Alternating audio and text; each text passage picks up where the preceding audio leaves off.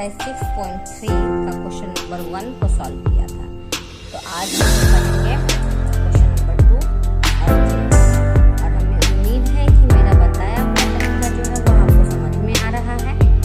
ठीक है, तो चलिए आज हम लोग देखते हैं क्वेश्चन नंबर 3 2 को और उसके बाद 2 को देखने के लिए सबसे पहले हम क्वेश्चन को पढ़ते हैं। तो आकृति 6.3 पाठ में त्रिभुज ODC समरूप है त्रिभुज OBA, ठीक है। BOC बराबर दिए हुए 125 डिग्री और एंगल CDO बराबर दिए हुए हैं 70 डिग्री। एंगल DOC और DCO और OAB का मान क्या है, ठीक है। यहाँ पे 6.3 का स्टार्ट करके जो हमने वो बना दिया है।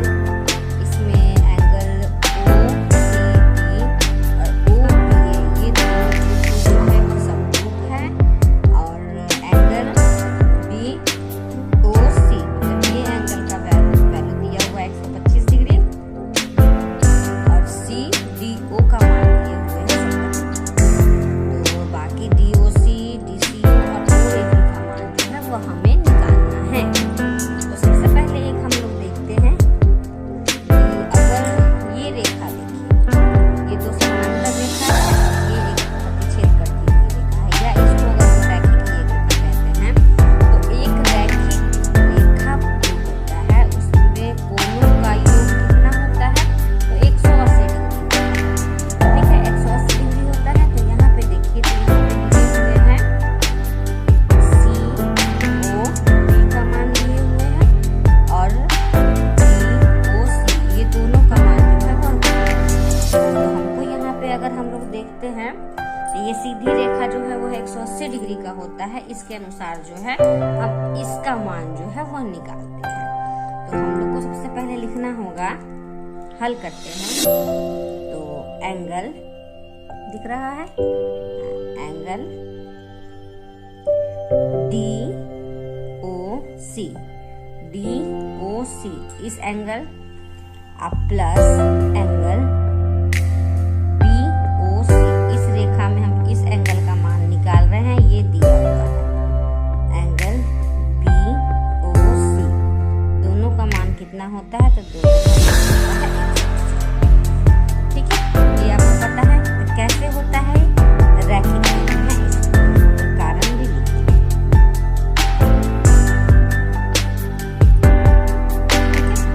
अब DOC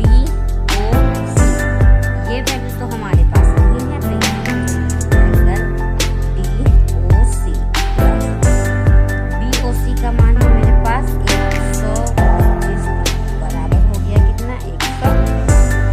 तो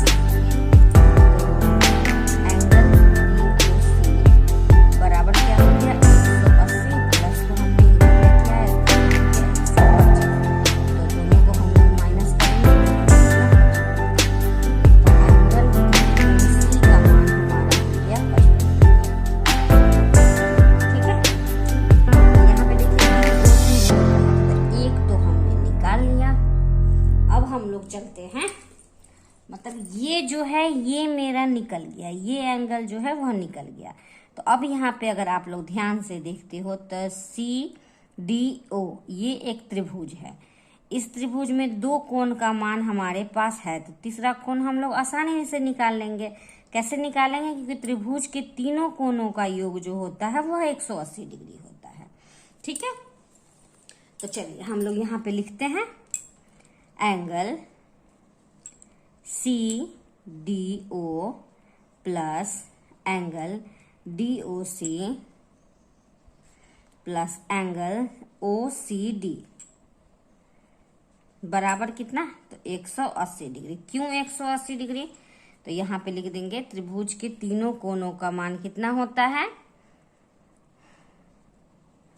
त्रिभुज के तीनों कोणों का मान कितना होता है? 180 डिग्री होता है। तो चलिए जो जो दिया हुआ है उसका वैल्यू हम लोग पुट कर लेते हैं। तो CDO हमारे पास है 70 डिग्री प्लस DOC हमने निकाला है 55 डिग्री, अब प्लस OCD जो है हमारे पास नहीं है, तो तीनों मिला के कितना डिग्री, 180 डिग्री। दोनों को हम लोग प्लस करते हैं, 7 5 12, 125 डिग्री प्लस एंगल OCD बराबर हो गया 180 डिग्री। इसीलिए एंगल OCD बराबर हो गया 180, या ये प्लस को हमने इधर लेके आया तो 125, दोनों को माइनस किए तो 55 डिग्री। अन्यथा इसका मतलब है एंगल OCD बराबर निकल गया 55 डिग्री। OCD ये मान, ये भी हमने निकाल लिया। अब एक और निकालना है OAB। OAB ठीक है, तो इतना तो निकालने में कोई दिक्कत नहीं है। अब यहाँ पे देखिए OAB मतलब ये एंगल निकालना है, ये एंगल। तो सबसे पहले हम यहाँ अब प्रश्न की ओर चलते हैं। तो प्रश्न दिया हुआ है कि त्रिभुज ODC और OBA जो है वह समरूप है। तो यहाँ हम लोग लिखते हैं त्रिभुज ODC समरूप है त्रिभुज OBA के। क्यों? क्योंकि प्रश्न से है, प्रश्न में दिया हुआ है। ठीक है, प्रश्न से दिया हुआ है तो आपको मालूम होगा कि ये त्रिभुज और ये त्रिभुज अगर दोनों जो है अगर समरूप त्रिभुज है तो इसके संगत कोण जो होते हैं वह बराबर होते हैं। तो चलिए ये यहाँ इस त्रिभुज या इस त्रिभुज में देखते हैं तो ये कोण जो है वह बराबर हो जाएगा इस कोण के। ठीक है, यहाँ पर देखिए ये है, अगर ऐसे भी हम लोग लेते हैं कि दो अगर रेखा है उसको अगर कोई तिरछी रेखा काट रही है तो एकांतर कोण जो होते हैं ये बराबर होते हैं, इस पे भी हम लोग निकाल सकते हैं। और नहीं तो सिंपल सा ये कर लो कि त्रिभुज का अगर दो त्रिभुज का संगत भुजा अगर बराबर होता है या संगत कोण अगर बराबर होते हैं, ठीक है, दोनों त्रिभुज अगर समरूप होते हैं तो संगत कोण जो होते हैं बराबर होते हैं। इसीलिए एंगल DCO बराबर हो जाएगा हमारा एंगल OAB के, अर्थात DC कितना हमने लिख दिया DCO, सॉरी, तो DCO का मान हमने कितना लिखा है, ये 55 डिग्री बराबर जो है 55 डिग्री बराबर जो है वो हो गया एंगल OAB का, मतलब एंगल AOB बराबर हो गया 55 डिग्री। तो यहाँ पे हम लोग क्या लिख देंगे कि समरूप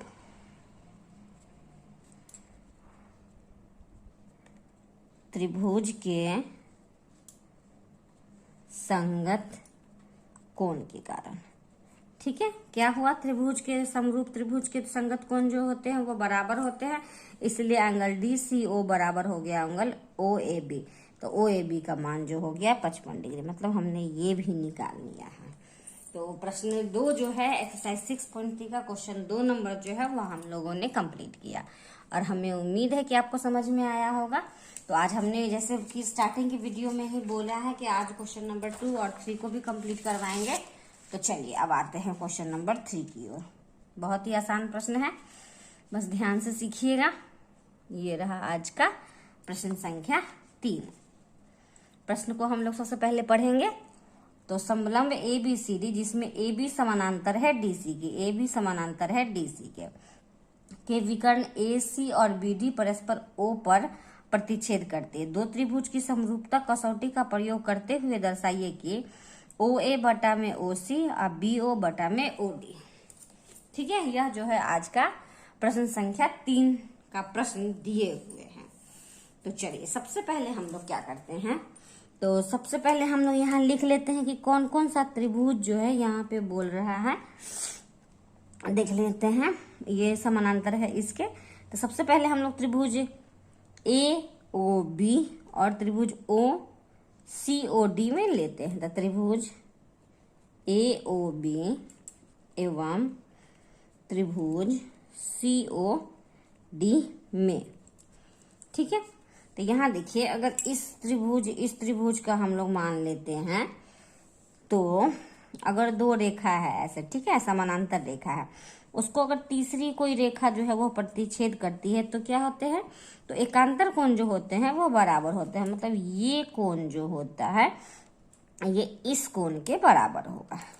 ठीक है, तो चलिए हम लोग लिख देते हैं इसी बात को। एंगल ओ यहाँ ये कोण जो होगा, अगर ऐसे लेते हैं तो ये कोण जो होगा ये इसके बराबर होगा। डबल लाइन दे दिए हैं एक साइड और एक साइड सिंगल दे दिए हैं। एंगल ओ ए बी बराबर होगा एंगल ओ सी डी के। क्यों, तो एकांतर कोण के कारण। देखिए ओ ए बी ये जो होगा हमारे ओ सी डी के बराबर होगा। क्यों, क्योंकि ये दो रेखा समानांतर है, इसको प्रतिच्छेद कर रही है, तो एकांतर कोण का मान क्या होता है, बराबर होता है। ठीक है, उसी प्रकार से हम लोग अब लिखेंगे किसको, तो इसको एंगल ओ बी ए बराबर हो जाएगा एंगल ओ डी सी के। क्यों, तो एकांतर कोण के कारण। देख लीजिए ओ बी ए ये जो होगा हमारा बराबर हो जाएगा ओ डी सी के, क्योंकि यह जो है एकांतर कोण बराबर होते हैं। तो अब यहाँ देखिए कि अगर इस त्रिभुज, दोनों त्रिभुज का हम बात कर रहे हैं और दो त्रिभुज में दो कोण जो है वह अगर बराबर हो रहा है तो हमारा समरूपता की कसौटी के अनुसार ए कसौटी के अनुसार क्या होगा, दोनों त्रिभुज जो होगा वह समरूप होगा। अगर हम लोग चाहेंगे तो ये त्रिभुज ये कोण को भी हम लोग जो है दिखा सकते हैं, लेकिन दो ही कोण का मान, जैसे कि हमने पिछले वीडियो में बताया है कि समरूपता की कसौटी के लिए अगर दो भी मान कोण या भुजा अगर दिखा दिया जाए, दो को बराबर करके दिखा दिया जाए तो त्रिभुज जो होता है वह समरूप होता है। तो यहाँ पे लिख लेते हैं, इसीलिए ए समरूपता कसौटी से क्या हो जाएगा, ट्रायंगल ए ओ बी जो है वह समरूप हो जाएगा ट्रायंगल सी ओ डी के। कोई दिक्कत नहीं, बिल्कुल भी दिक्कत नहीं होगा। हम जैसा आप लोग को बता रहे हैं आप लोग को समझने में कहीं से भी परेशानी नहीं होगा। इसीलिए अब हम लोग लेते हैं, अगर ये और ये त्रिभुज समरूप हो गया तो ए ओ बटा में ओ सी बराबर है बी ओ बटा में ओ डी, और जो है यह ए बी जो है वह जो है डी सी के बराबर है। क्यों, क्योंकि यहाँ समरूप त्रिभुज के संगत भुजाएं दिया हुआ है। यहाँ पे चाहे तो लिख भी सकते हैं,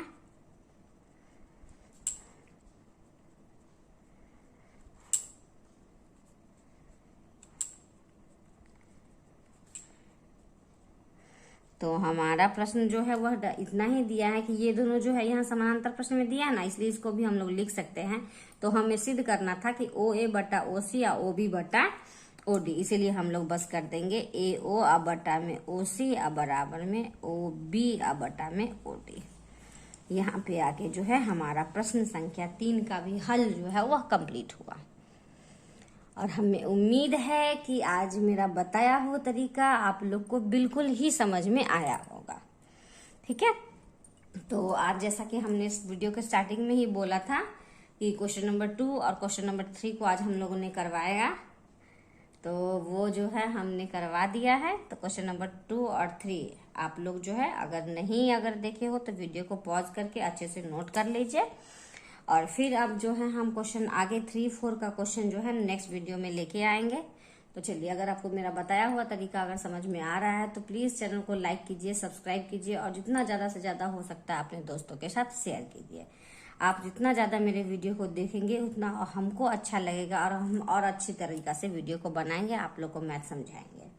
तो चलिए, प्लीज सब्सक्राइब माय चैनल, जितना ज्यादा से ज्यादा हो सकता है लाइक कीजिए। तब मिलते हैं नेक्स्ट क्वेश्चन को लेकर नेक्स्ट वीडियो में। धन्यवाद।